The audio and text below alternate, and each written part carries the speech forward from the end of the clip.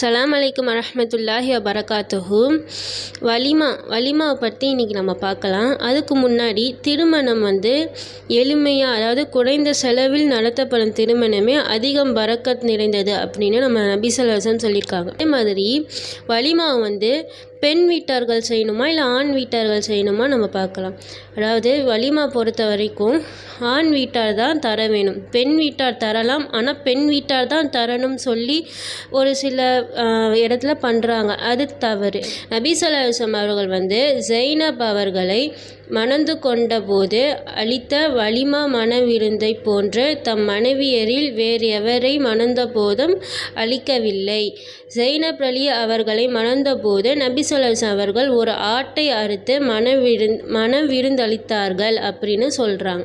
வலிமா நபி சொன்ன சுன்னாவாகும். இறைவழி செல்வம் இன்ஷா அல்லாஹ். அஸ்ஸலாமு அலைக்கும் வரஹ்மத்துல்லாஹி வபரகாத்துஹு.